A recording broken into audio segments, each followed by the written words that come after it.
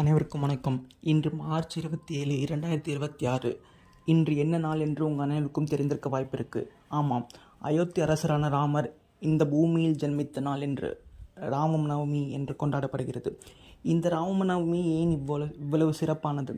இதை நாம் எவ்வாறு கொண்டாட வேண்டும், எவ்வாறு கொண்டாடக்கூடாது, என்னவெல்லாம் செய்ய வேண்டும், பூஜைகளுக்கு என்ன செய்ய வேண்டும், நெய்வேத்தியம் என்ன செய்ய வேண்டும், அவற்றை எல்லாம் இந்த காணொலியில் நாம் காண்போம். இந்த நாளில் என்ன செய்ய வேண்டும்? முதலில் உங்கள் வீட்டில் எந்த ராமர் புகைப்படமோ இல்லை சிலையோ இருந்தால் அதற்கு அபிஷேகம் செய்து அலங்காரம் செய்யுங்கள். பிறகு நெய்வேத்தியம். என்ன நெய்வேத்தியம் செய்யலாம்? ராமருக்கு மிகவும் பிடித்த 2 பொருட்கள் இருக்கிறது. ஒன்று பானகம், இன்னொன்று பால் பாயசம். இவற்றில் ஏதேனும் ஒன்றை அல்லது 2ஐயும் கூட செய்து நீங்கள் நெய்வேத்தியம் செய்து அதை அனைத்தும் உங்கள் வீட்டில் உள்ள அனைவருக்கும் கொடுத்து நீங்கள் அனைவரும் சாப்பிட வேண்டும். பிறகு செய்யக்கூடாதவை.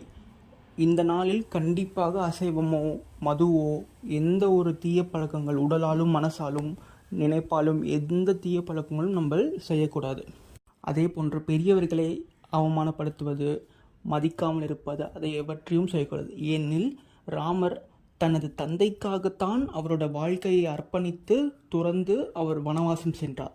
அதனால் நம்ம பெரியவர்களை மதிக்க வேண்டும்.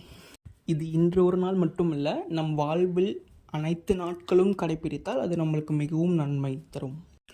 பிறகு இந்த நாள் முழுவதும் ஸ்ரீராம் ஜெயம் ஸ்ரீராம் ஜெயம் என்று உச்சரித்து வருவதால் நீங்கள் நினைத்த காரியங்கள் வெற்றியடையும். உச்சரிப்பதை விட நீங்கள் எழுதி வந்தால் அது இன்னும் வெற்றியடைய இன்னும் மிகவும் வாய்ப்புகள் அதிகமாக உள்ளது. அதனால் இவற்றையெல்லாம் சரியாக செய்து வந்தால் ராமராலும் நமக்கு கிடைக்கும். இந்த பதிவு உங்களுக்கு பிடித்திருந்தால் லைக் செய்யுங்கள், ஷேர் செய்யுங்கள், சப்ஸ்கிரைப் செய்யுங்கள்.